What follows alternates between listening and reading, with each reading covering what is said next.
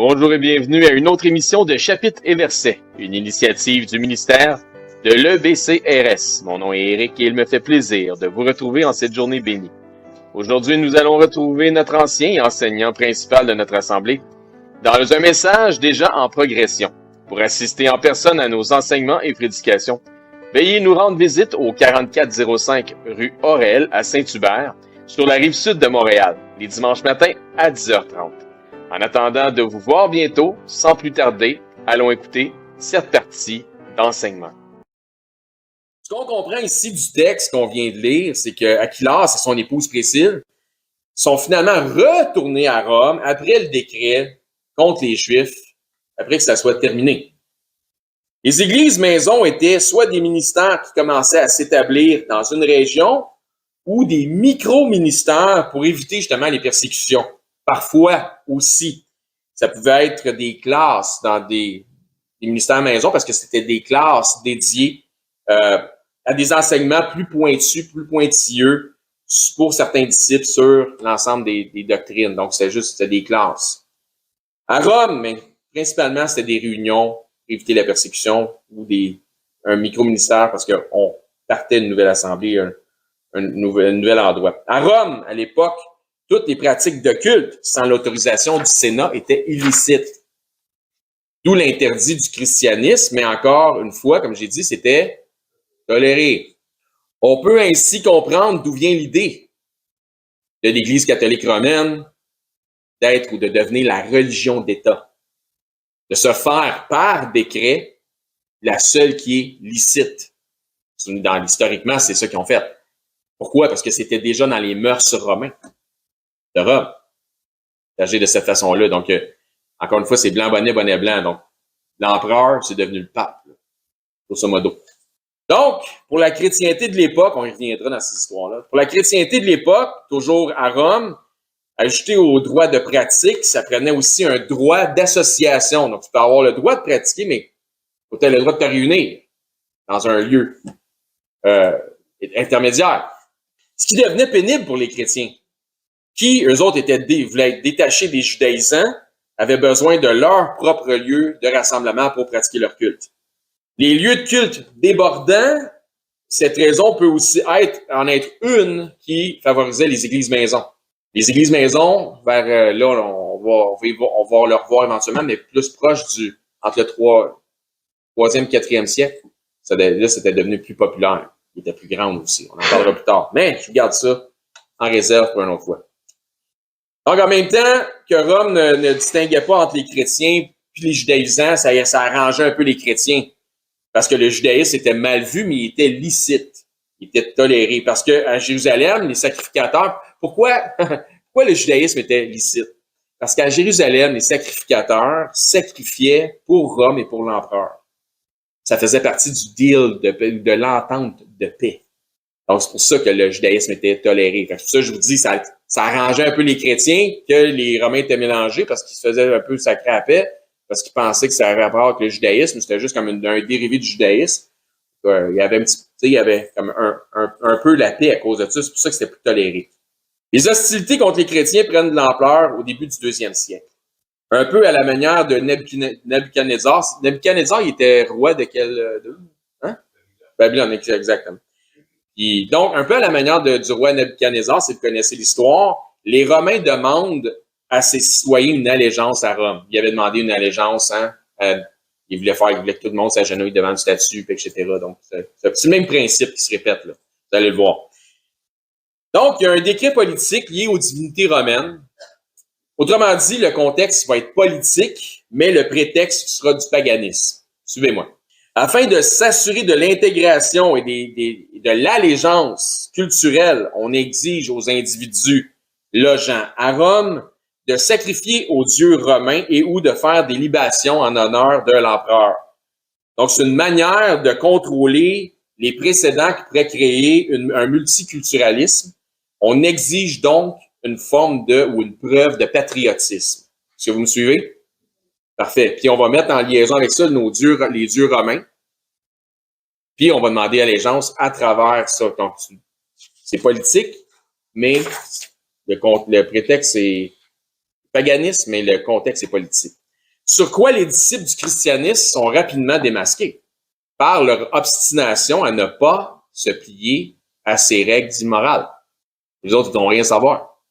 C'est quoi qu'ils veulent pas faire? C'est quoi les règles morales? C'est une preuve politique ou une preuve de patriotisme liée au paganisme. Ça, c'est pour les chrétiens, c'est immoral. Nous sommes ici, comme encore une fois, au début du 2e siècle, et les consuls, les proconsuls, les juges, etc., n'arrivent pas à comprendre c'est qui eux autres, pourquoi les chrétiens s'opposent autant au point où ils savent même pas quelles sanctions on leur imposer. C'est qui eux autres qui commencent à nous faire de la misère? Comprenez? Donc, dans le contexte historique, dans leur esprit, c'est comme si, hey, on s'en fout que ton Dieu préféré, ce soit Jésus, là. Lâche tes superstitions puis ton obstination, fais un sacrifice au Dieu romain, puis retourne à ton Jésus, puis l'affaire va être ketchup. Arrête de t'entêter avec ça. Romains 13, détournez là. Donc, les Romains expliquent mal l'attitude des chrétiens. Encore une fois, comme j'ai dit, c'est pas les chrétiens qui dérangent, c'est ce que les chrétiens imposent. Mais les chrétiens imposent des choses parce qu'ils sont morales. Donc, encore une fois, c'est la lumière qui met en évidence les ténèbres. Donc, les Romains expliquent mal l'attitude des chrétiens là-dessus. Ils lisent ça à des superstitions entêtées. Donc, ils sont superstitieux. Pourquoi ils s'accrochent de même? On comprend pas. Donc, fais juste admettre, là, tu sais, dans le fond, ce que les Romains demandent, c'est fais juste admettre que nos dieux à Rome, là, tu sais, on t'empêche pas d'avoir ton Dieu, mais fais juste admettre que nos dieux sont les meilleurs, sont les plus grands, sont les plus forts, puis retourne à ton petit Jésus. Ben, ça fonctionne pas comme ça pour les chrétiens. Bien que dans les faits, les chrétiens ne souhaitent faire aucune vague. Ils veulent pas le trouble, ils veulent pas faire, c'est pas des renégats, c'est pas des brigands, c'est pas des malfaiteurs, hein, c'est pas des contestateurs, ils veulent faire aucune vague. Bien que les chrétiens ne souhaitent faire aucune vague, l'acharnement par Rome et ceux de Rome va éventuellement se transformer en une fois de plus en persécution. Ceux qui veulent vivre pieusement en Jésus-Christ seront quoi? Persécutés. C'est juste ça. Donc, il va y avoir des délations contre les chrétiens. Rome craint que leur entêtement ne crée un précédent qui va donner un exemple aux autres puis qui amène un trouble dans la grande cité. Il va y en avoir pareil du trouble dans la grande cité, vous allez voir. Romains 13, verset 1. Que toute personne soit soumise aux autorités supérieures. Paul dit ça à ceux de Rome. Car il n'y a point d'autorité qui ne vienne de Dieu. Les autorités qui existent ont été instituées de Dieu. C'est pourquoi celui qui s'oppose à l'autorité résiste à l'ordre que Dieu a établi. Et ceux qui résistent attireront une condamnation sur eux-mêmes. Ce n'est pas pour une bonne action, c'est pour une mauvaise que les magistrats sont à redouter. Veux-tu ne pas craindre l'autorité? Fais le bien et tu auras son approbation. Hey, là tu te mets en contexte avec les persécutions qui se passent à Rome parce qu'ils refusent de faire des choses que Rome impose. Puis tu viens de lire ce que Paul dit là. Il me semble qu'on est départagés, là. Qu'est-ce qu'on fait? On fait tout ce que Paul vient de dire? Ou on fait ce que Rome dit? Qu'est-ce qu'on fait? Paul explique ces choses à ceux de Rome. Ce principe-là qu'on vient de lire sur les 3 premiers versets là, du chapitre, il est bon, il est véritable. En tant que l'autorité locale, en tant que les autorités locales, gouvernementales ou autres, œuvrent dans un sens qui est moral. C'est bon en autant qu'ils œuvrent dans un sens moral. Si ils œuvrent dans un sens immoral, tu n'as pas à te soumettre à aucune immoralité. Donc, nous n'avons pas à nous soumettre à l'immoralité imposée par des régimes de dictature.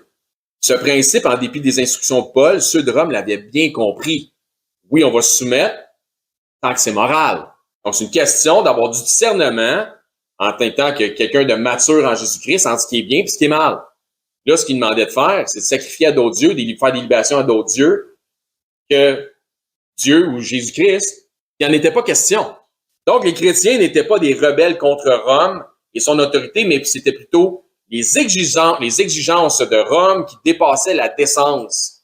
Dans tous les cas, la reprise des persécutions n'est pas sans rappeler, justement, celle de l'époque de Néron César, d'où le titre de notre message de ce matin, un pyromane nommé Néron. Un peu d'histoire. Vous prêts? Dans la nuit du 18 juillet 64, pas 1964, là, 64, dans la 64e année de grâce, OK? Donc, 6 ans avant la destruction du temple à Jérusalem, qui a été détruit en... Exactement. Un incendie majeur éclata dans les quartiers de la Grande Rome. Cet incendie sévit pendant 6 jours et 7 nuits, en se propageant pratiquement dans toute la ville. 3 des 14 quartiers qui constituaient la ville furent complètement détruits, et puis il y en a eu 7 autres qui ont eu des dommages qui étaient plus limités, mais qui étaient vraiment flagrants, gros. Seuls 4 quartiers sont restés intacts. Les morts se comptent par milliers et on dénombrera environ à 200 000 les sans-abri. Imagine le Longueuil qui brûle. Tu as 200 000 sans-abri. T'es mais où, ce monde-là? À l'époque, c'est ça qui s'est passé. De nombreux édifices publics et des monuments furent détruits, ainsi que 4000, donc les termes latins, là, insulae et 132 domus. C'est quoi ça? C'est l'équivalent de maisons de ville, de maisons collées, ou de multiplex, qui ont été détruits. À l'époque de l'incendie, Rome était une des plus grandes villes de l'Antiquité. On estime qu'elle abritait plus entre 800 000 et 1 million d'habitants. Il faut comprendre que des feux dans des villes, même à Rome, c'était pas une chose qui était nécessairement rare, c'était une chose qui pouvait arriver puis qui arrivait. Il y avait même un groupe d'hommes, tels des pompiers, qui étaient responsables d'intervenir en cas d'incendie, avec des fonctionnaires. Les gens utilisaient des flammes, tu sais, encore une fois, on se met en contexte historique, hein, les gens utilisaient des flammes pour se chauffer, ils utilisaient des flammes pour cuisiner, ils utilisaient des flammes pour s'éclairer, etc. Puis il y avait des parties de maison, telles les balcons, qui étaient faites en bois, souvent. Donc, comme je le disais plus tôt, il y avait des maisons de style maison de ville qui étaient toutes collées les unes sur les autres. Il y avait aussi, donc c'est une métropole, hein, c'était serré, il y avait beaucoup de monde. Il y avait aussi des parties de bidonville qui étaient faites avec des matériaux un peu plus douteux. Donc, ces conditions-là réunies aidaient de grands vents, une étincelle à mauvaise place, ça pouvait rapidement dégénérer. Et un feu qui se propage d'un bâtiment à l'autre, un peu comme un effet domino, ça se propage. Donc, c'est peut-être ce qui s'est passé, mais c'est ça la question qu'on se pose. Est-ce que c'est réellement ce qui s'est passé à Rome en 64? Est-ce que c'est une étincelle à mauvaise place, avec un grand vent, qui a vraiment fait qu'il y a un incendie majeur à Rome? Est-ce que c'était simplement un accident? Les historiens sont divisés. Moi, j'ai mon parti, mais les historiens sont divisés sur l'histoire, sur le sujet du feu majeur de Rome en 64. Certains associent la faute à Néron César et d'autres, qui ont peut-être un parti pris politique, le défendent. Quoi qu'il en soit, la population de l'époque, la population romaine de l'époque, elle l'accusait. Elle disait que c'était lui le responsable. C'est comme de nos jours, hein, lors d'un événement majeur, catastrophique, la mauvaise gestion du gouvernement, souvent, va être pointée du doigt. Dans le cas de Néron, les rumeurs étaient qu'il était le responsable des incendies. Il y a plusieurs foyers d'incendie, non pas une étincelle à un endroit, mais que plusieurs foyers d'incendie avaient été allumés en même temps à des endroits différents. Il y avait des complices dans son crime.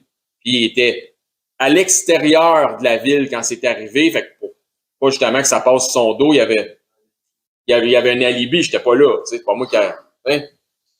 Anyway. Mais il y a des bonnes raisons qui laissent les gens croire que c'était lui. On continue.